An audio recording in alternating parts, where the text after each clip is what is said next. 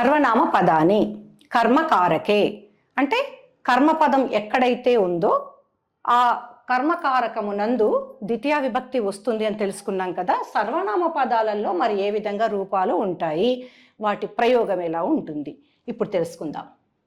మనకు సర్వనామ పదాలు గుర్తుకొచ్చాయి కదా. సహ, ఏషః, కః, సా, ఏషా, కా, తత్, ఏతత్, కిం.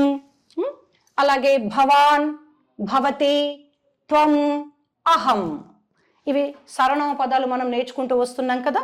వీటితో ఇప్పుడు ద్వితీయ విభక్తి రూపాలు ఎలా ఉంటాయి.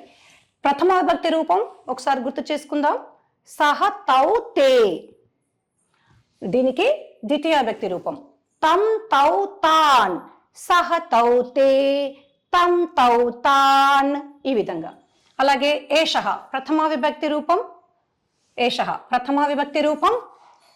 ఏషః, ఏతౌ, ఏతే. ద్వితీయ విభక్తి. ఏతం, ఏతౌ, ఏతాన్.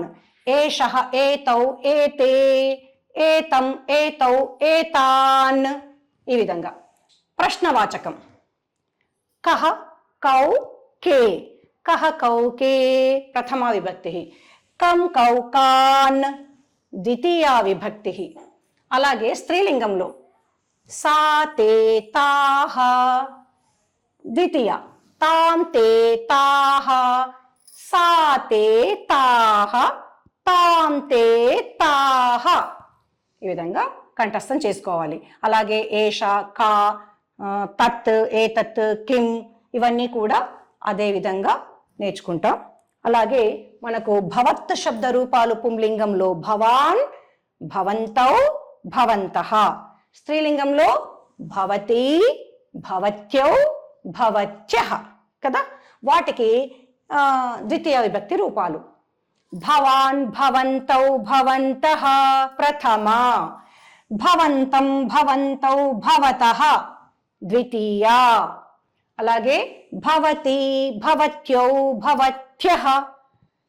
భవతీం, భవత్యౌ, భవతీః ద్వితీయ. అలాగే యుష్మద్ శబ్దస్య అంటే నీవు, ఎదుటి వారి గురించి నీవు అనే అర్థంలో యుష్మద్ శబ్ద రూపాన్ని మనం వాడతాము. దాని ప్రథమ విభక్తి రూపాలు ఏమిటి? త్వం, యువాం, యూయం. నీవు, మీరిద్దరు, మీరందరూ. దానికి ద్వితీయ విభక్తి రూపాలు ఏమిటి? త్వాం, యువాం, యుష్మాన్. త్వాం, యువాం, యుష్మాన్. అర్థం ఏంటి? నిన్ను, మీ ఇద్దరిని, మీ అందరిని. అలాగే అహం ప్రాతిపదికం కిం? మూల శబ్ద కః? అస్మద్. అస్మద్ శబ్దం నాకు ప్రథమ విభక్తి రూపాలు అహం, ఆవాం, వయం నేను, మేమిద్దరము లేదా మనమిద్దరము, మేమందరము లేదా మనమందరము. ఈ అర్థంతో ప్రథమ విభక్తి ఉంటుంది కదా. దాని యొక్క ద్వితీయ విభక్తి రూపాలు ఏమిటి? మాం, ఆవాం, అస్మాన్. మాం, ఆవాం, అస్మాన్. మరి అర్థం ఏమిటి? అహం అస్మి, మాం పశ్యతు. అహం అస్మి, మాం పృచ్చతు. నన్ను అడగండి, నన్ను చూడండి. ఈ విధంగా అహం అస్మి, మాం ఆహ్వయతు, నన్ను పిలువు. ఈ విధంగా ఉంటాయి. ఆవాం మా ఇద్దరిని లేదా మమ్మల్ని ఇద్దరిని. అస్మాన్ మా అందరిని, మమ్మల్ని అని అర్థము. ఈ విధంగా వీటికి సర్వనామ పదాలు, వాటి యొక్క వాక్య ప్రయోగాలను మనము మరికొన్నింటిని గృహపాఠమునందు అభ్యాసం చేద్దాం.